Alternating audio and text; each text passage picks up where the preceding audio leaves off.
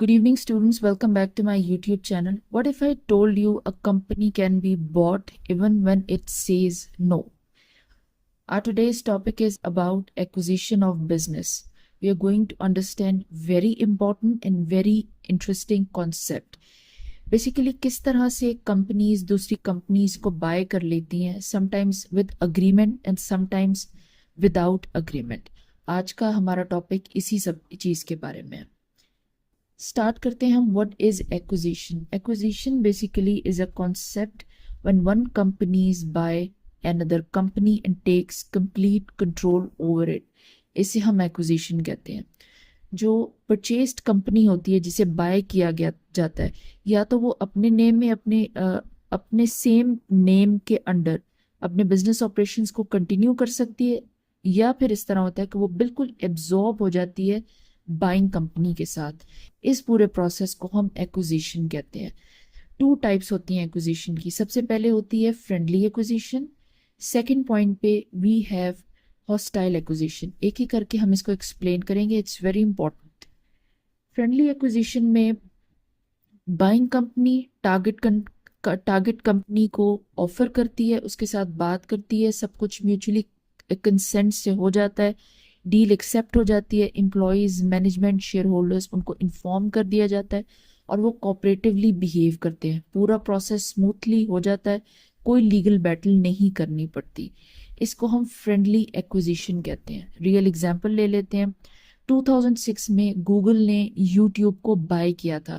That was a friendly acquisition.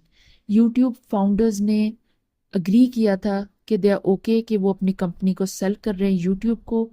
एक mutual deal sign हो गई थी और ये पूरा प्रोसेस स्मूथली कंप्लीट हो गया था. इसे हम फ्रेंडली एक्विजिशन कहते हैं. सेकेंड पॉइंट पे वी हैव हॉस्टाइल एक्विजिशन, जिसमें कोई चीज़ भी फ्रेंडली नहीं होती, लीगल बैटल्स वगैरह होती हैं, हॉस्टिलिटी होती है, हैवी रेजिस्टेंस इन्वॉल्व होती है. जो टारगेट कंपनी होती है उसकी जो मैनेजमेंट होती है वो दे से नो कि वो एक्वायर्ड नहीं होना चाहते, वो ऑफर नहीं कबूल करेंगे, डील नहीं लेंगे. लेकिन जो बाइंग कंपनी होती है वो फिर भी कंट्रोल लेना चाहती है, they want to take the control. उसके दो तरीके होते हैं. सबसे पहले या तो वो क्या करते हैं, मार्केट से शेयर्स बाय करते हैं. जो एग्जिस्टिंग शेयर होल्डर्स होते हैं स्लोली उनसे शेयर्स बाय करते रहते हैं जब तक कि वो कंट्रोलिंग जो स्टेक होता है कंपनी में वो उनके पास नहीं आ जाता. सेकंड पॉइंट होती है tender offer. Buyer directly share holders को एक बहुत बड़ी प्राइस ऑफर करते हैं. एक ऐसी डील जो शेयर होल्डर्स रिफ्यूज ना कर सकें वो एक्सेप्ट कर लेते हैं. और जो कंपनी होती है, मैनेजमेंट फिर कुछ कर नहीं सकती, कंपनी का जो कंट्रोल होता है वो बाइंग कंपनी के पास चला जाता है. इसे हम हॉस्टाइल एक्विजिशन कहते हैं.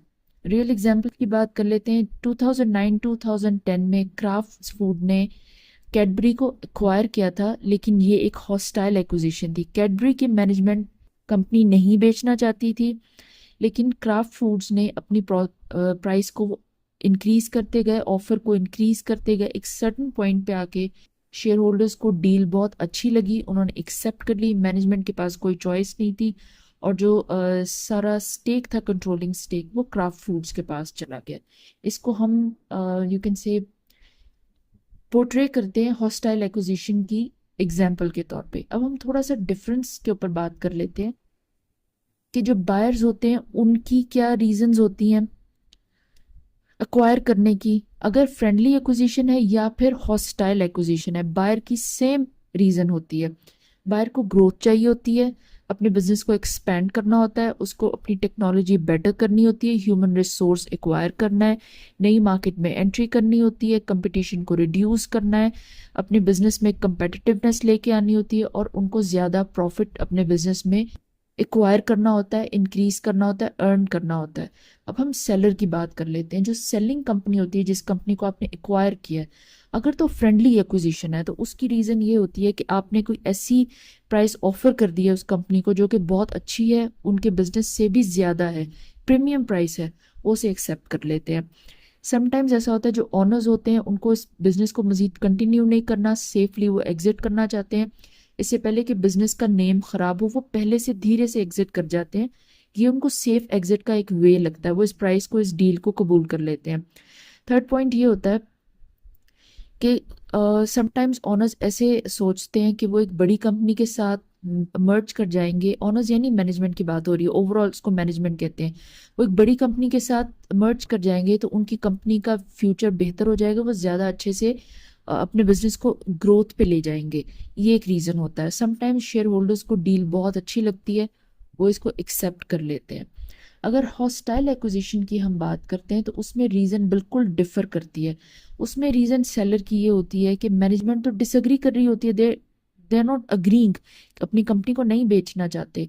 एक सर्टन पॉइंट ऐसा आ जाता है कि वो कम्युनिकेशन बिल्कुल लूज कर देते हैं, तो कंप्लीट कंट्रोल लूज करने का जो फियर होता है उस पे आके वो एक्विजिशन के ऊपर अग्री कर जाते हैं। कभी ऐसा होता है कि शेयर होल्डर्स को बहुत अच्छी प्राइस मिल रही होती है तो वो डील को एक्सेप्ट कर लेते हैं।